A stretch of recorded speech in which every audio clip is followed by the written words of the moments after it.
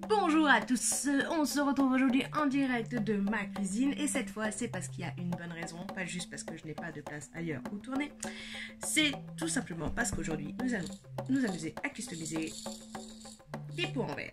Je vous montre des pots que j'ai achetés, mais ça marche aussi avec des pots que vous allez récupérer du pot de confiture que vous avez fini la semaine dernière. Et oui, faut pas acheter ces pots en verre, on peut toujours trouver plein d'utilisations. Les 3/4 de mes pots ici sont des pots recyclés. Donc du coup, je parle de cuisine, mais vous voyez que ça marche aussi dans votre atelier. C'est juste qu'après, c'est sûr qu'on ne les empile plus aussi bien. Mais c'est tellement joli. Donc du coup, aujourd'hui, on s'amuse à créer des décorations pour mettre sur le haut de vos bouchons. Je ne sais pas si vous avez remarqué, avec des choses auxquelles on ne pense pas souvent. L'habitude de nos pigments, de nos paillettes. Mais pourquoi pas utiliser ce qu'il y a dans notre cuisine. On se retrouve tout de suite pour le tuto.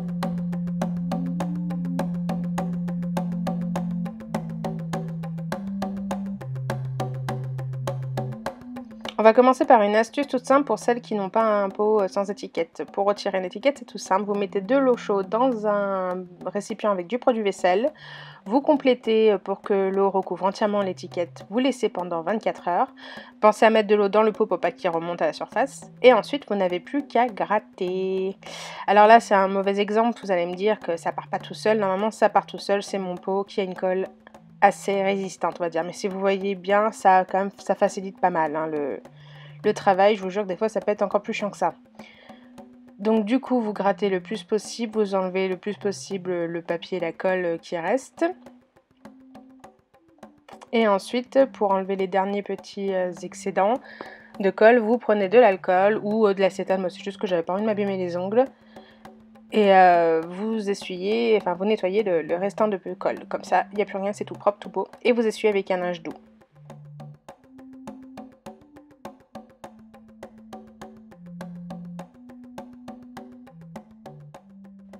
Ensuite, vous préparez votre résine comme vous avez l'habitude de faire, enfin selon la résine que vous utilisez. Donc c'est de l'époxy. Moi je teste là pour la première fois la Sophie & Toffee. J'avais déjà testé la résine UV mais jamais la résine époxy. Et du coup elle est sur une base 50-50. Donc vous faites pas d'une quantité trop grosse non plus. Vous allez remplir que la moitié de votre moule en fait. On va faire la première, enfin ça va être en 2 strates. Donc ne faites pas non plus une trop grosse quantité, par si vous avez envie de vous amuser après avec d'autres moules.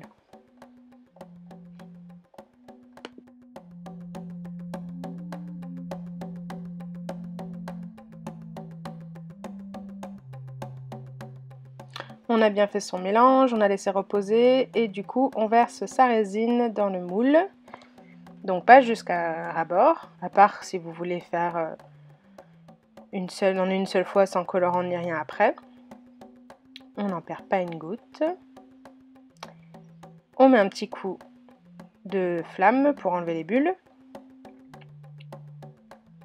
Et on vient placer ce qu'on a envie. Donc là, moi, ce sont des grains de café. Vous n'êtes pas obligé de remplir complètement le fond du moule. Vous faites comme vous avez envie. Selon ce que vous voulez mettre derrière après. Vous avez peut-être envie de voir plus le fond que les grains de café. Faites ce que vous voulez. Moi, pour l'instant, je les place un petit peu en vrac. Et je vais les retourner 1 sur 2, on va dire, pour avoir un jeu entre le côté lisse et le côté avec la fente. Faites comme vous voulez. Vous pouvez mettre autre chose que des grains de café en plus. Vous allez voir qu'après, je vous propose une deuxième version. Donc ma deuxième version, c'est une étoile de la Badiane, je ne sais plus comment ça s'appelle, une étoile anisée. On voit les graines de fenouil à côté, je ne vais pas les mettre tout de suite en fait. Les graines de fenouil, vous allez comprendre que c'est pas maintenant. Donc là, la deuxième étape, j'ai laissé sécher pendant 24 heures mes grains de café et ma badiane. Je prépare ma résine pour faire le fond de couleur. Je la teinte avec des colorants, mais l'autre, je l'ai teinté avec de la poudre Sahara de chez Résine Pro. J'ai oublié de filmer cette partie-là, et j'ai oublié de filmer la partie où je mets les graines de fenouil. Je les ai mises, les graines de fenouil, après quelques heures, quand ma résine a commencé à durcir. Je l'ai pas mise comme là je vais faire avec les paillettes juste avant de mettre le colorant. Je les ai laissées prendre un petit peu et après j'ai mis le colorant. Par contre les paillettes, il n'y a pas de souci, je les ai posées tranquillement une fois que ma résine était sèche et je vais venir mettre ma résine teintée dessus.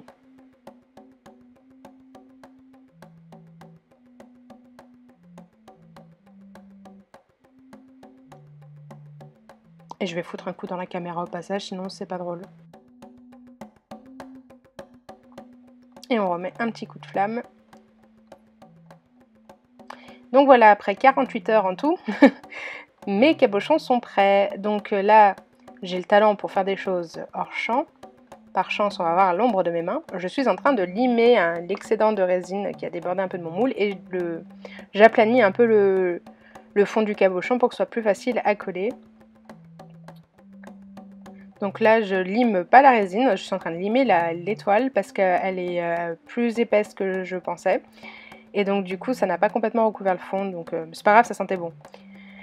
Donc une fois que tout ça est fait, c'est tout aplani, tout bien, tout propre, on prend son pistolet à colle ou de la colle tout support, comme vous préférez. Et on vient poser ça au centre où on a envie par rapport au couvercle. Moi, j'ai préféré le mettre au centre. Ça sert à rien de se battre avec la colle chaude. Une fois que c'est sec, ça s'enlèvera tout seul. Je viens faire la même chose avec mes autres cabochons. Pour celles qui aiment la perfection, prenez une règle et un crayon, marquez bien le centre pour placer votre cabochon le plus au milieu possible. Moi, je le fais à vue d'œil parce que je ne suis pas une maniaque. Enfin, je ne vous traite pas vous de maniaque, mais moi, c'est pas le genre de choses qui me gêne.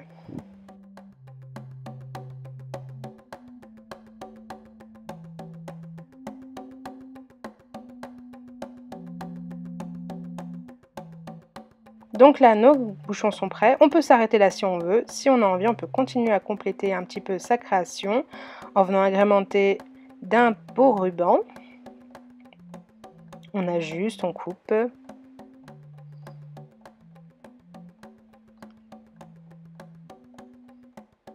Et vient le moment de remplir nos pots avec ce qu'on a envie de mettre dedans.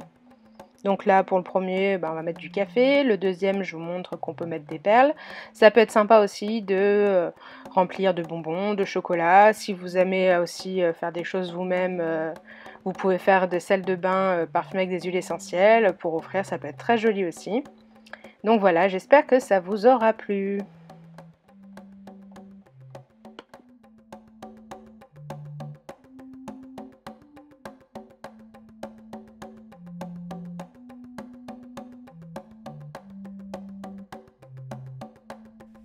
Et voilà, j'espère que ce tuto vous aura plu. En tout cas, moi je suis très contente de mes nouveaux pots en verre. Je trouve ça vraiment très rigolo de customiser un pot comme ça. Donc après vous mettez vraiment ce que vous voulez dedans. Là j'ai mon café, des perles, des pâtes, des rubans. Faites ce que vous voulez, c'est à vous maintenant. J'espère que je vous aurai donné une idée, pourquoi pas pour la fête des mères, pour vous, pour faire un cadeau comme ça. J'ai une suggestion que je vous donne mais que je ne peux pas encore réaliser parce que je n'ai pas la place pour le faire. J'ai un tourniquet à épices qui pour l'instant n'est pas en mode tourniquet, il est en mode le tourniquet dans la cave, les épices dans la cuisine. Et je voudrais un de ces quatre, quand j'aurai enfin une cuisine digne de ce nom, créer des bouchons pour mettre dessus. Enfin, je trouve ça très sympa au lieu de mettre une étiquette, là c'est écrit tout bêtement et très mal à la main. Mais quand on... C'est vrai que c'est positionné de façon à ce qu'on voit pas ce qu'il y a dedans. Et je trouve ça très rigolo de créer une pastille, pas forcément un énorme cabochon, mais une pastille de résine avec les épices que vous avez dedans. C'est une petite suggestion. Je ne peux pas vous montrer la réalisation parce que si je le fais, ça ne rentrera plus dans mes étagères. la place. Je crois que c'est ce qui manque à tous, la place. Mais bon, c'est ça le fait de vivre dans une grande ville. J'espère que ça vous aura plu. N'hésitez pas à mettre des commentaires, à liker, à partager. Je vous invite également, car c'est la première vidéo que je fais depuis l'ouverture de mon site, à aller sur le site de Paola Maiello, c'est moi, pour voir les créations que je vous ai préparées. N'hésitez pas à faire tourner toutes ces infos. On est de plus en plus nombreux. Je suis très contente. Et je vous dis merci. Et je vous dis surtout à bientôt. Ciao, ciao, bonne journée.